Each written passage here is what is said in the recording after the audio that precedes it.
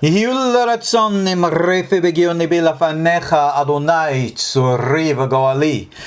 words of my mouth and thoughts of my heart be acceptable before you, O God, my rock and my redeemer. Shalom all, and welcome to this course in our KosherTorah School. I am, of course, your host, Ariel Bar Tzadok. You find me in the school online at www.KosherTorah.com. We are presently in our series entitled An In-Depth Look at the Torah Foundations, in which we're going over the Hilkhot, Yesodei Torah, the laws of the foundations of Torah by Maimonides. This is the fifth lesson in our series. We are presently in chapter 2, number 6. Now, in the original text, these numbers are obviously referred to as halachot. Halachot, of course, mean laws, because what we are learning now is not a book of philosophy, theology, or doctrine. What we are learning is law. Now, let's put that, of course, within a context. If you remember, we began in our last class, chapter 2, with the enumeration of two of the most important biblical commandments, which are to love God and to fear God. And we digress to discuss that, because we have already learned very clearly in chapter 1, God is not a person. God is not man or woman or anything of the kind. God is not to be personified in any human stretch of the imagination. And therefore, to apply to God human concepts of love and fear, if you really think about it, is illogical. Doesn't make sense. Now, when we read about God in biblical literature and even Talmudic literature, remember, in those days, humanity was at a very, let me rephrase that and say the majority of humanity, the rank and file, were at a very low level of spiritual enlightenment or evolution. And they still thought in personification concepts. And as our sages say, that both the Torah and the Talmud, the Torah midaber b'lashon adam, speaks in a vernacular form to help the layman understand. And therefore, we refer to God in humanistic terms. God is a father. God is a king. God gets angry. God gets happy. And we enumerated in chapter 1, none of these things have a sense of reality to them. They are only constructs through which what we call God can be experienced in the human mind. What actually is God? To this day, we cannot know.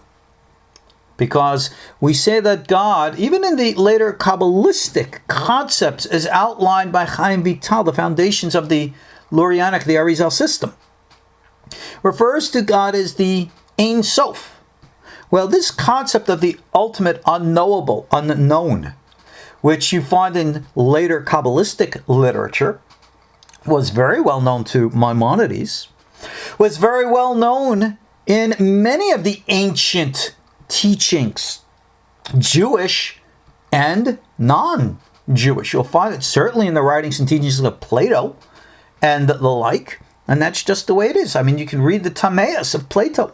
There's very interesting discussions about the first cause, this Matsui Rishon that Maimonides spoke of.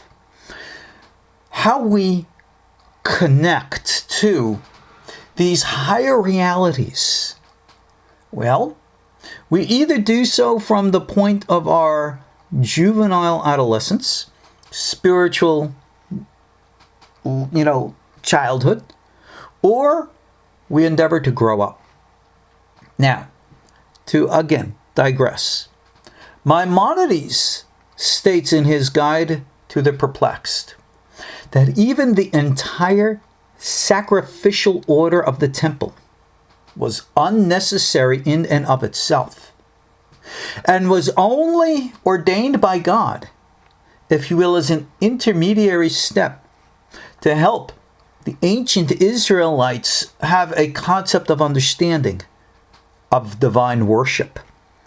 And that when that was no longer needed and the temple was taken away, it does not need to be rebuilt within a context of animal sacrifice. And indeed, when we read the biblical messianic prophecies and understand them as prophecy, and as we've discussed in our Guide to the Perplexed course, how prophecy is always in the mind and image of the prophet, and indeed we will review those when we continue in the later chapters of these laws of foundations. There's a whole subjects there of prophecy. So what the prophet saw, Ezekiel seeing his third temple, none of that is meant to be taken literally. All of this is an archetypal experience of the mind as to what or how it will literally materialize in the physical world. Maimonides writes in the Laws of Kings, we don't know. And time will tell. And as it does, we will know then, but not now. And I believe that's such an essential and important message, because so many people turn to the end time prophecies, eschatology, and mistaking prophecy and vision, interpret these things literally, which draws them to all kinds of ridiculous and honestly dangerous theological positions. And needless to say, Jews are not the only ones guilty of this. We find that same problem existing in the Christian theological world as well as the Islamic theological world. Big, big danger when people want to take symbolism, interpret it literally, and then engage in politics based upon it. That's a recipe for disaster. But getting back now, we spoke here. Now I'm going to begin with Law 4 in Chapter 2 that we discussed last week, but we'll begin here just to back up a wee bit before we jump forward. He says, what is meant by the prophet's statements that they saw an angel of fire or with wings? And he says, all of these are prophetic visions, parables. Remember what a parable is? Okay? All of this is symbolic. All right? And if we do not understand what that means, then you miss the whole point.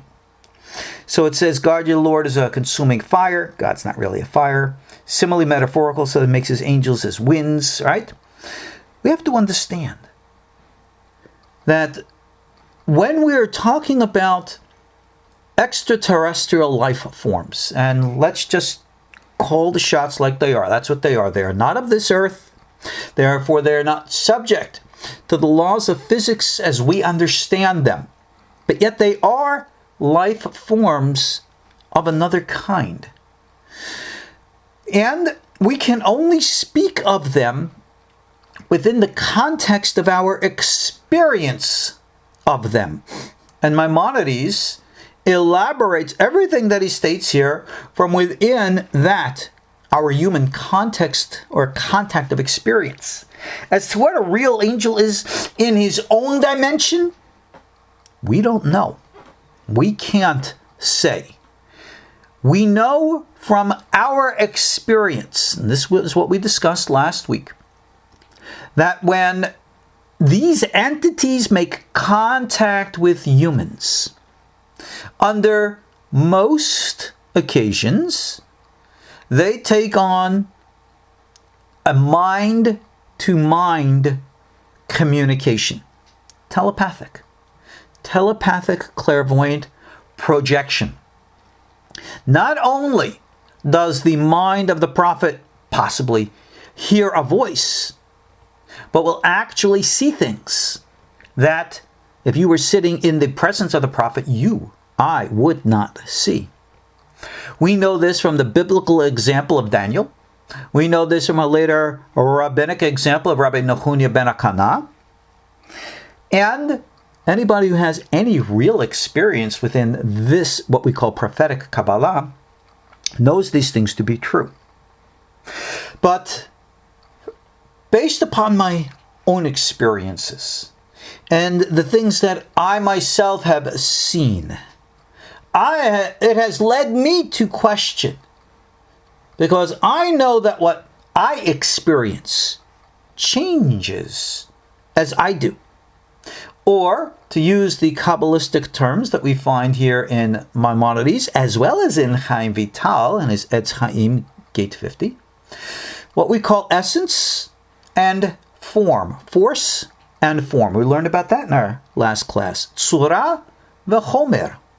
The tzura, which is the inner essence, that always stays the same. But the chomer, or the form that it takes, is always changing. So, when in a dream or a vision, we have an experience, and it might be, for example, an angel. What is that angel? Well, sometime your angel might come to you looking like he's from the Bible. Or sometimes he might come to you looking like he's a Hasidic Rebbe, if you're of the orientation where that image is significant to you. Or he might come to you looking like a Moroccan Kabbalist, if that image is significant to you. Or like a Baghdadi Kabbalist. The two cultures, three actually, all dressed differently. So therefore, your perception is going to be different based upon who you are. And that explains why the chomer, or the form that it takes in the mind, changes based upon the individual who is experiencing it. You will find, for those who are Haredi Ashkenazi Jews of European origins, whose culture, as we know, is to wear the black garb as well as to speak Yiddish, they will have revelations and visions of entities speaking to them in Yiddish. Wherein which, if you are from Morocco or Baghdad for that matter, and you will have a vision of Eliyahu Hanavi, Elijah the prophet, he will be wearing traditional Middle Eastern garb. It speaks to you in Arabic. So how come the Hasidic Rebbe is not seeing a vision of the Sephardic rabbi speaking to him in Arabic? Well, first of all, we wouldn't understand the blessed word. And obviously, again, our answer is that everything is subjective within the context. Now, here we are today within our Western culture. Those of us who practice these experiences will have visions within the context of our own context culturally. And based upon what an individual holds to be high in esteem, those are the images which the mind will grab, through which the essence will materialize. So again, Maimonides states, since they possess no body, right? What separates the form of angels from each other? He says their existence is not alike. Each one is below the level of another, and each exists by virtue of its influence of one above the other. That's the best way he could describe these entities, which have no form, which is kavua, straight. They exist. They are what we might call constructs of the mind. In Law 6, he states, the expression below the level of one another, when we speak of below, well, we're not speaking referring to height in a spatial sense, like one is sitting higher than his colleague, right? But rather spiritual level, or what we could refer to today as higher levels of consciousness, higher levels of sentience. And he states here, for example, when speaking to two sages, one of whom is greater than the other, we say one's above the level than the other. Similarly, a cause is referred to above the effect it produces. So when we're talking about the majority of these types of entities, RaMBaM can only describe them to us within the limited context of knowledge which is available to us. That should be common sense, I would think. Did Maimonides practice any form of what we would call prophetic Kabbalah? Now remember, prophetic Kabbalah as we know it today is actually the product of my student of Maimonides, Avraham Abulafia, from whose work we're going to read momentarily. So then, Maimonides did not learn prophetic Kabbalah from Abulafia, but did he have access to or knowledge of these techniques? Well, Abulafian techniques? Probably not. We find no record in Maimonides that he would manipulate letters and names a la the 72 triads which Abulafia held so dear. And indeed, in the Guide to the Perplexed, he does comment on the 42-letter name of God and has a very different understanding of it than is understood in what we'll call the prophetic or magical schools. Yet, the revelations that Maimonides reveals in his Guide to the Perplexed and right here in the Laws of the Foundations of Torah indicate to those who know that Maimonides most definitely had direct exposure and therefore experience with these things. And it's based upon this, and mind you, I'm not the first person to have noticed this. These things have been noticed for the last 800 years by numerous authors. And they have said that Maimonides should be counted as a Kabbalist. Now, that's a loaded statement because most people interpret the word Kabbalah as referencing, again, the Spanish metaphysical philosophy a la Zohar and related literature. And their claim is that Maimonides embraced that. I don't think that that's in any way true. You will have those who claim that he did and those who claim that he didn't. I mean, I wrote about that, almost 20 years ago in an essay called Was Maimonides a Kabbalist? And I quoted numerous sources which said that he was. But while I don't think that Maimonides embraced the Spanish metaphysics, which we today call Kabbalah, it is clear and evident that his knowledge of the secrets of the Torah are the most accurate and correct of any that we have in literature. So indeed, he was in touch. And his definitions of angels here validate that. How? Well, one who has experience knows. One who doesn't, well, what can I say? But now, Halacha 7 is a very, very controversial section here. In this, Maimonides is going to elaborate the 10 types of angels. He says the different names with which the angels are called reflect their spiritual levels, and they are called, and he states, the holy chayot, who are above all others, and then the Ophanim, Erelim, Chashmalim, Seraphim, Malachim, Elohim, sons of Elohim, Keruvim, and finally a group called the Ishim. Now, as to who is who and what is what, I don't really think that is so important. If you look through angelological literature that literally spans millennia, you will find very interesting attributes to each of these different groups.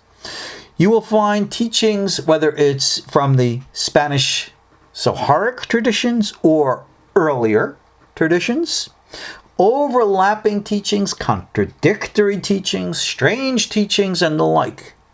You will hear references to certain angels by names. The biblical ones we know, Michael and Gabriel. Angels that came known to us from literature right after that period, like Raphael.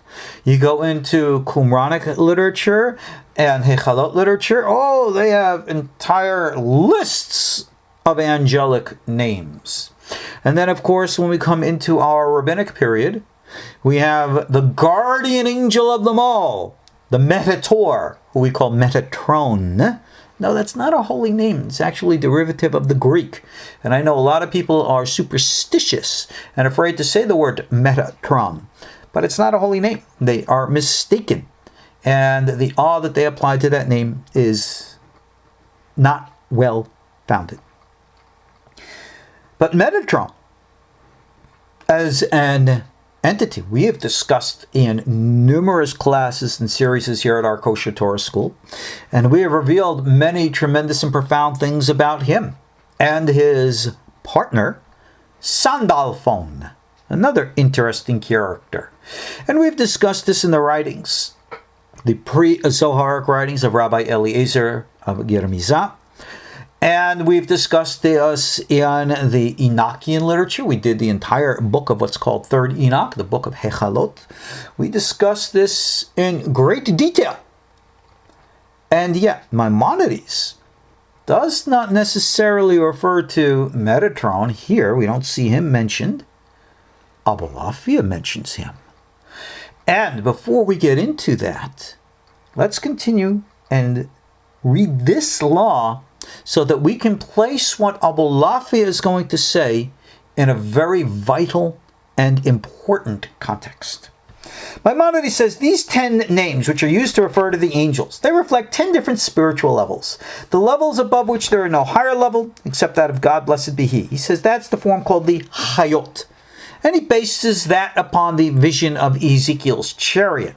And when you go into Ezekiel's chariot and you discuss the Hayot, Maimonides makes it very clear that the image of the Hayot are symbolic and not literal. And as to who and what they really are is a good question. But he states here that the 10th and lowest level is a form called the Ishim, the men. They're the angels who communicate with prophets and are perceived by them in prophetic vision. Therefore they are called Ishim, men, because their level is close to the level of human knowledge. Now that might sound simple, but we have to elaborate from different traditions. We're all very familiar with the very famous biblical story in Genesis 6, where it says that the sons of God came down and took for themselves the daughters of men. Now there are those who want to interpret the sons of God as being an intermingling of the families of Cain with the families of Seth. But there has been this tradition dating back from pre-Talmudic times that the sons of God were the fallen angels. What kind of angels were they? They weren't Hayot, they weren't Ophanim, they weren't Ariel. Well, let's go down the list. They were supposedly Ishim angels.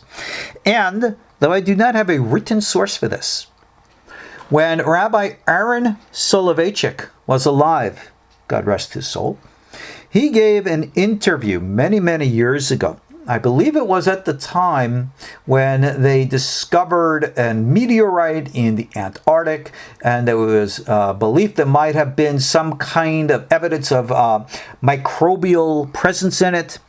And the Jewish newspaper called The Forward asked a number of different rabbis if and when they believed that there was life in outer space. And Rabbi Aaron Soloveitchik, who, if you remember, was the dean of Yeshiva University after his brother Rabbi Dov Ber passed away, Rabbi Aaron was a neighbor of mine in Chicago. He was also the dean of the Brisk Yeshiva, and you might remember in those days I actually worked in the Brisk Yeshiva. So I had access not only to Rabbi Aaron, but also to his sons, Rabbi Eliyahu and Reb Moshe.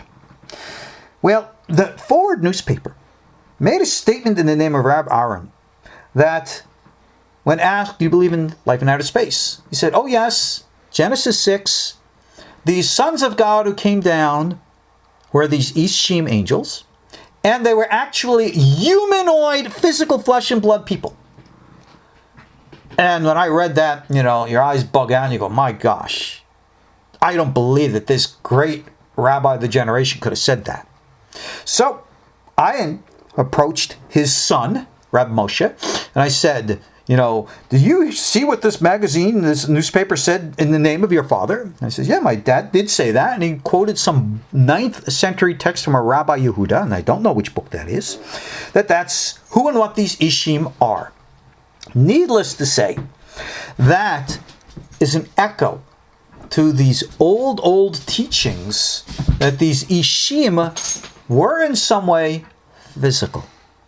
Now, Maimonides is not going to embrace that orientation. But what I'm about to share with you, I'm not so sure is different. Because I'm going to tell you why. We are again dealing with, let's use that word, a lot of people don't like it, extraterrestrial, non-human entities. All right? We are dealing with life forms not of any concept that we would possibly even define as alive. Can they, do they, will they take on the forms of human beings? Well, if there's any literal interpretation to Genesis, then we would have to say yes.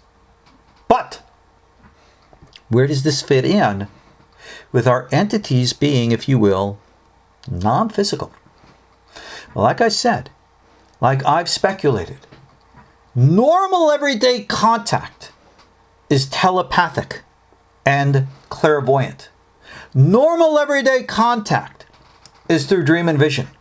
But being that we have 10 types of angels, we can state that there are 10 different races of extraterrestrial beings.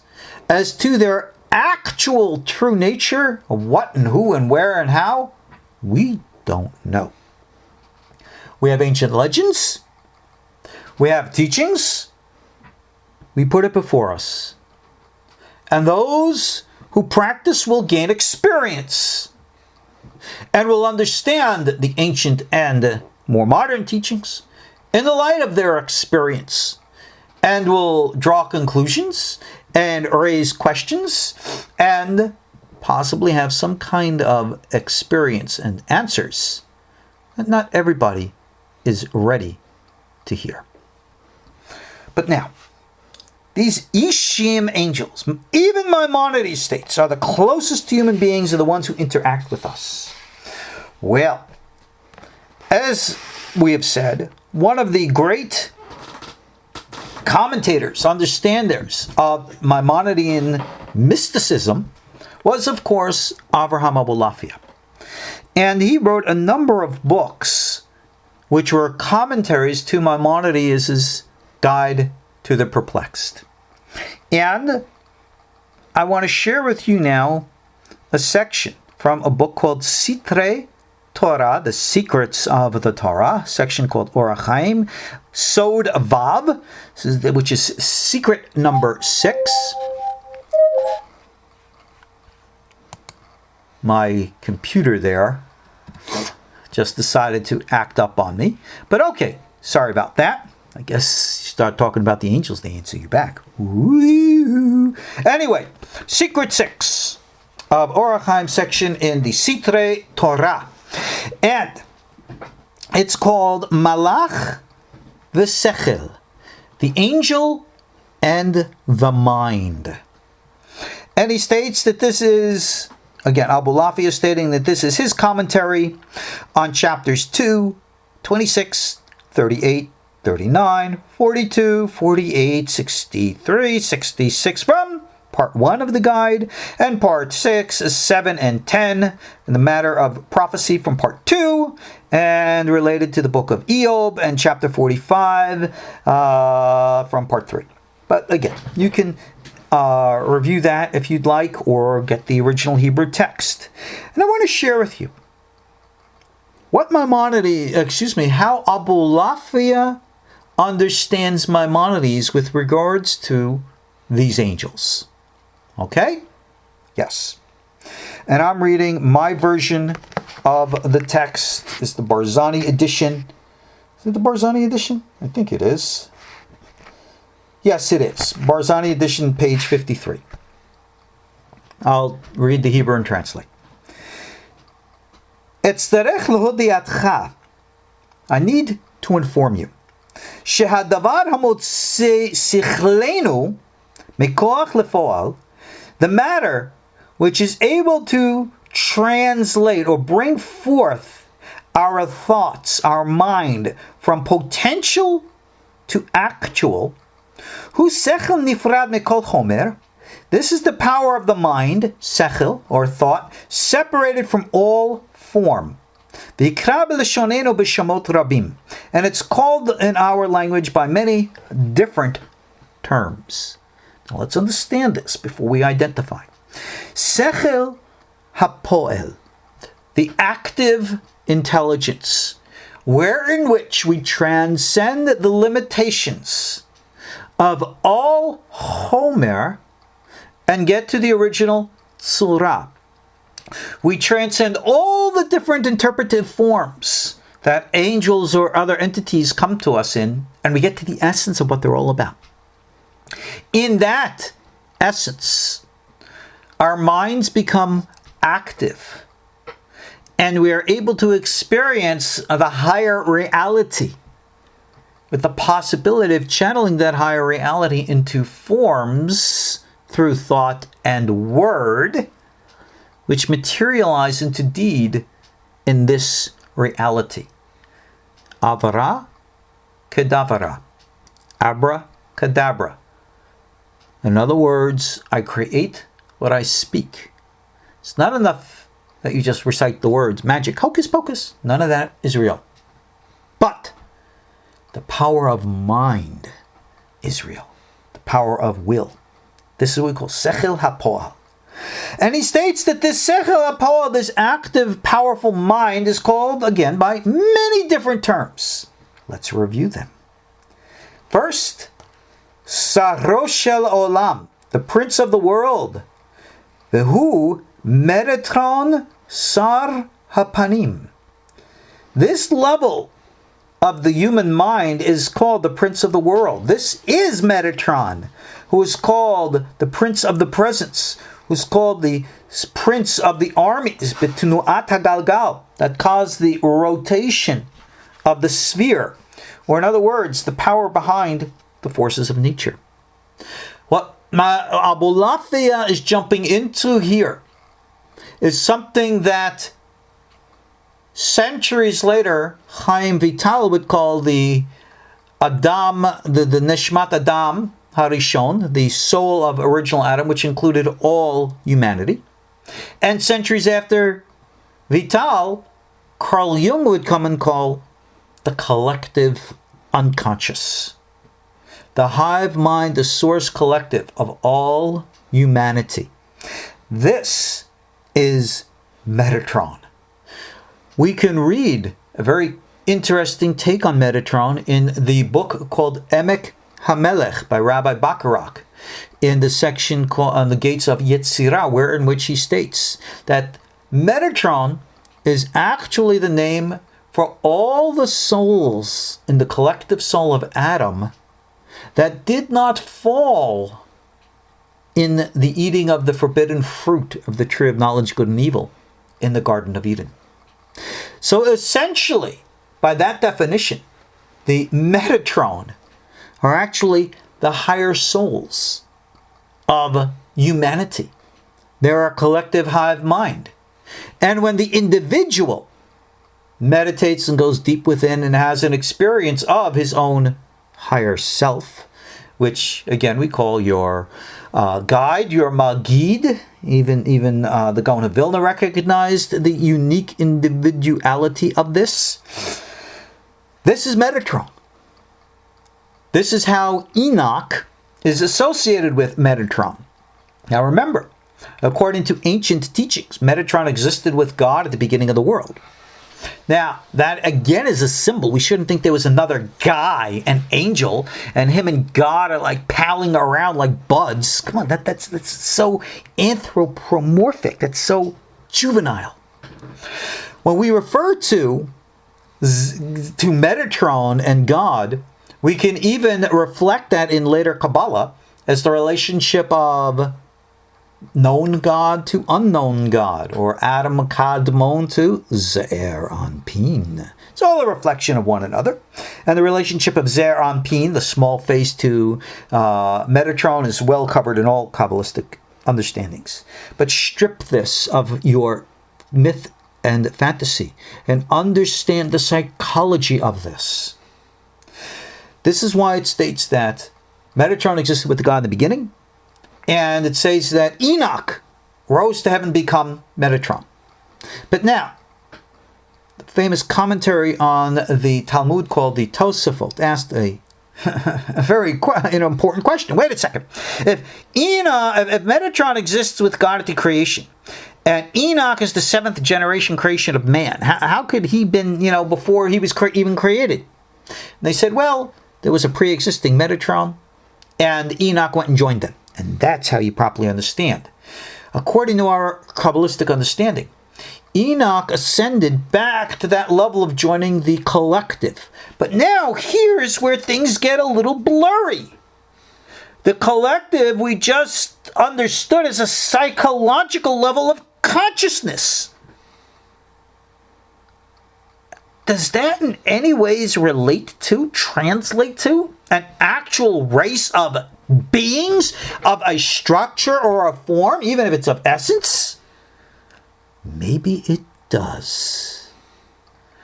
That is a very interesting consideration. Let's continue with what Abulafia has to say. Identifying this power of the collective unconscious, he says that is the power of higher man, Bacharach. This is Metatron, the power behind, if you will, the movement of the universe. And he goes, his name is Shaddai, like the name of his master, and we call him Metatron. Then it's the same numerical value as it says Malach HaYareach, the angel of the moon, and it's also, he says Medah Kadmon, he has, primordial knowledge. These are all Abulafian poetic terms that are what we call gematria, equal to the name, numerical values. Abulafia was very big on making puns of this sort. But now he states like this: Aval me'id al atzmo. All right. He speaks of himself. I am the created one. I am the wise one speaking. I am the ruach haklali, the general spirit, which is, by best definition, what we would call the collective unconscious, the collective soul. So Abulafia is actually tapping into the same concept as did Jung in analytical psychology, 600 years, 700 years before Jung. It shows you these things are out there waiting to come into our minds. And the sages of investigation, the philosophers, called this level, this guide, this reality, Sechel HaPo'al, the active mind. This is the one that sees but is not seen. All right. Now let's go down the rabbit hole a little bit more. Ve'od kara'uhu ishim. This is called the ishim. Remember we just read in Maimonides about these ishim? What did Maimonides say about them? They are the ones who communicate with the prophets. They're perceived by them in prophetic visions. They are the ones that are the closest level to human knowledge. This is Metatrons. This is our higher selves. This is our link, our conduit to the higher dimensional planes. And, we're not done. Let's continue with what Abulafia says. He identifies this entire Sechel HaPo'al, this hive mind collective in the unconscious, as being experienced by us as an entire race or imagery of angelic beings. And he states that they're also called Ruach HaKodesh. This is divine inspiration. This is prophecy. They're also called the Shekhinah, the divine presence. They're also called Ruach HaNe'eman, faithful spirit, called Malchut Shamayim, the kingdom of heaven. Ve'ke'elu ve'odomim lehem, and we have other names like these and those similar names to them, the Shemot Rabim, many, many different names. Ella, Shekavanot kol korei shamo, all of the different names that we call them, hikavana achat shaveh, it's all for a specific single focus, and what's that? She'en chiluk aleha, there's no difference between them. Ve'im ken, yikra, here we go, when we refer to the power of the mind, ve'im yikra sechel, b'leshonenu malach, O Keruv. When we are referring to this, we're referring to all of this as the power of the mind, and this is the angel, or the cherub. The Gabe Mekomot, in other places, it's even called Elohim, as we said when we relate to that. I think there, Abulafia, if you will, said a mouthful. Abulafia revealed to us a very profound understanding, which he again claims came from his understanding of Maimonides. This is why I always try to help people understand the psychological reality underlying the prophetic Kabbalistic traditions and why they are the most experiential and therefore the most valid, as you will see for yourselves. Now, what we are discussing here again is not theology, it's not doctrine. Maimonides includes all of this in his code of law to teach us that these things are part and parcel of our Torah experience. And remember, why is he elaborating these things? So that by the contemplation thereof, we can have awe and wonder and profound appreciation for the universe around us, which we can call the works of God. And he's revealing to us how to experience this. So this knowledge which we are discussing now is actually halakha, Jewish law, and we are dealing with the details of fulfilling the law to love and be in awe of the reality in which we live, which we call creation, and therefore to be in awe and wonder of the Creator of creation. If you think and contemplate these things within this context, you will understand. But now let's move on. Law 8. All of these spiritual forms that we're talking about, this Ishim, these Hayot, all of them, the Keruvim, whether we're talking about the Metatrons, the Sechel HaPoel, these are not just symbolic constructs. These are alive.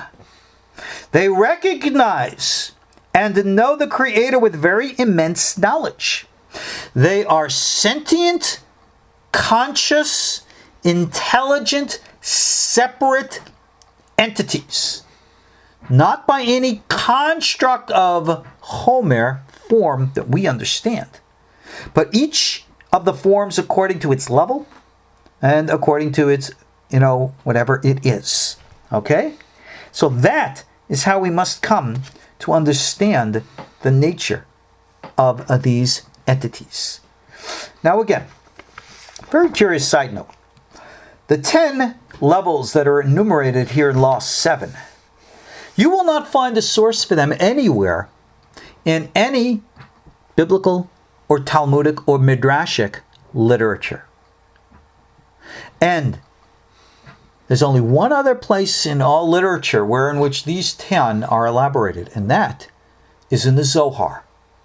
So many people come and they say, aha, that is proof that Maimonides had access to the Zohar because he took the number of angels from there.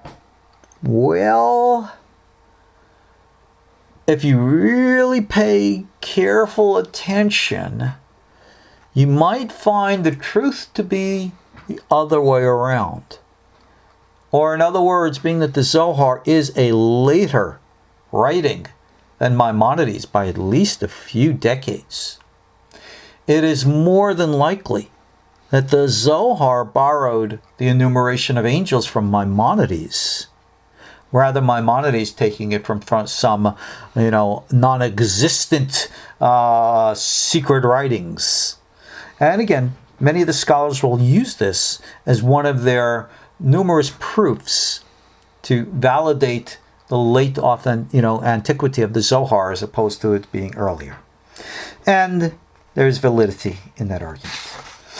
But now let's move on. Continuing Law 8.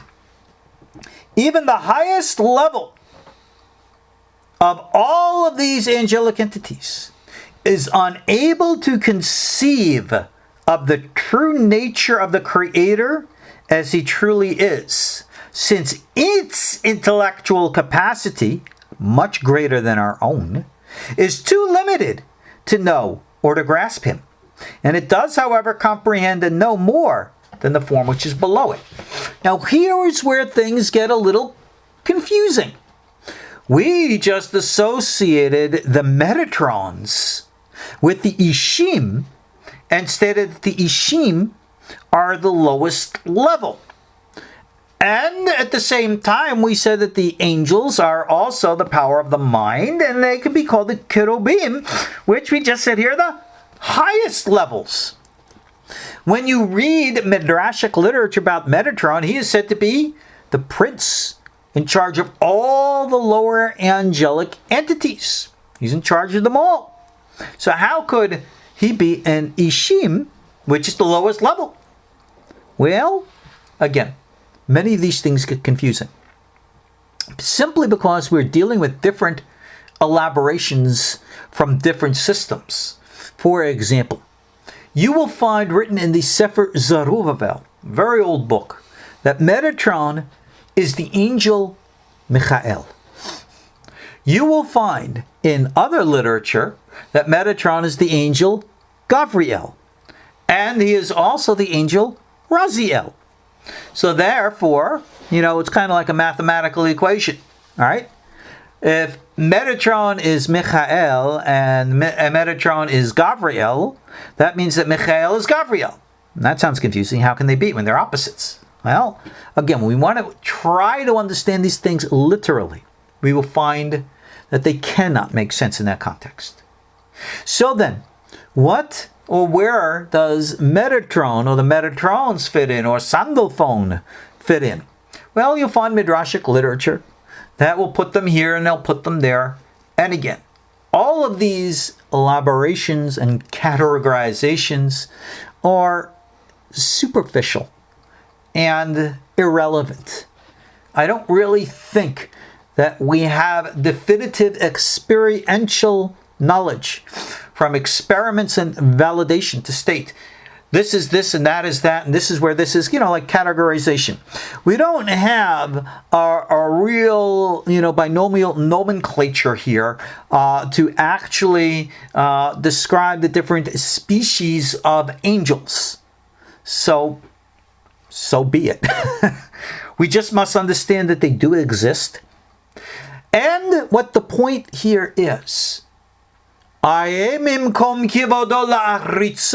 like we say in the Kiddusha prayer on Shabbat, where is God's place that we may glorify Him? Even the highest of all created entities still lack full knowledge of the Creator. These are entities far higher than ourselves, possibly higher than our own higher selves, higher dimensional beings, much older in the context of time that we would understand it. Races, by our context, billions of years old. Within our context, maybe not even life as we know it. Intelligent energy, with levels of sentience and consciousness that we would think of as belonging to the gods. And indeed, many times that is what they're referred to. That is what the Elohim, one of the names of the angels, right? So therefore, even these entities, if we were to communicate with them, what can you tell us, we would ask, about the true nature of God? They would say, not even we know. We might know a lot more than you humans, but even we fall short. And you will find this exact same teaching echoed in the later Kabbalistic teachings of the Lurianic system. Again, with relationship to levels and worlds called Atzilut and Adam Kadmon, and hidden worlds beyond that. And that is just the reality of it. Now, practically, realistically speaking, what does that mean? It means that, well, if you allow me to use the poetic metaphor of the words of an old song from the Moody Blues, we are like knights in white satin, never reaching the end. Beautiful song. The point is, there will always be questions. And though we can get answers after more questions and more questions after more answers, ultimately we arrive at a point. It's a dramatic pause here, where there's nothing. Ain. Nothing. No more. The highest level. Now, it too, it has limited. Everything in creation is limited. RaMBaM says this is regarding to each and every level, including the 10th level. This level also knows the Creator in a manner that surpasses the potential to know and comprehend God possessed by human beings, made up of body and soul. But none of these levels can know God the Creator as God knows Himself, or I like to refer to as itself, because it's a much more correct form of understanding. Now, based upon this, all existence, aside from the Creator, and that's curious that he states it like that, because I actually have to read it in the Hebrew, because the Creator is not part of creation. All that exists, all right, other than the Creator Himself, because He does exist and He is not part of creation, even though it permeates it. From the first form down to the smallest mosquito in the depths of the earth, comes into being from the influence of His truth. All right? Everything emanates from the singularity of the will and the purpose of the Creator. Since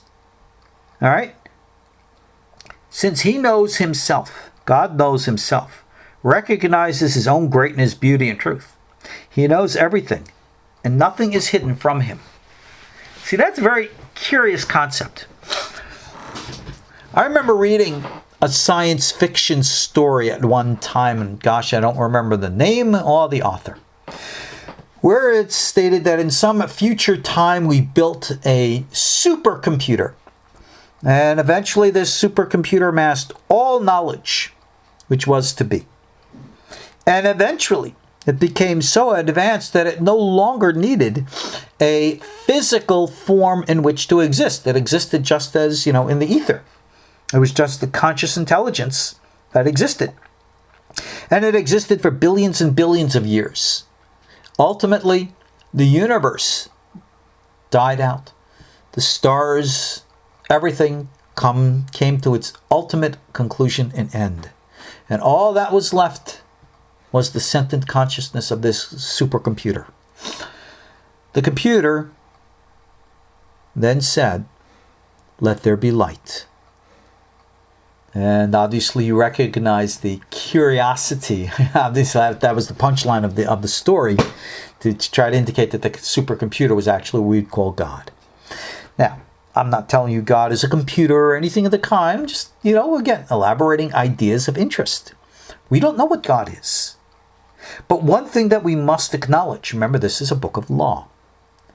All knowledge, all existence, every place, every time, every existence, everything is permeated through and through by the presence, consciousness, and will of the Creator. This is a fundamental point when we recite again in our prayers from the Bible, "Melo kol haaretz kavodo," that the whole world, the universe, existence, is full of God's glory. There is no such place, no such thing as a place absent from God. And this is fundamental to the Jewish concept of the singularity of God, the unity of God. And why Judaism, Torah, is emphatic in saying there is no duality. There is no war going on between God and the devil. There is no dual reality between heaven and hell. It's all God. Everything belongs to the ultimate singularity. And our mission is to find our place in the greater scheme of things. Because God knows us, and it's for us to know God. And there is so much wisdom that is built upon that fundamental concept. And Be'ezrat Hashem, God be willing, we've kind of ran short on time tonight. I'm not going to start the new topic now, but we will start in Law 10 to discuss the nature of knowledge. Because it's very, very profound when you truly understand what knowledge is and is not. Alrighty, guys. We will let it off at that. Thank you again all for joining me tonight. I will see you all in our next class. Thank you again, always, for your continuing support of our KosherTorah School. Without you, I couldn't be here for you. Thanks again all for joining. We'll be in touch with you in next class. God bless. Good night. Shalom. Shalom. Shalom. Shalom. Shalom.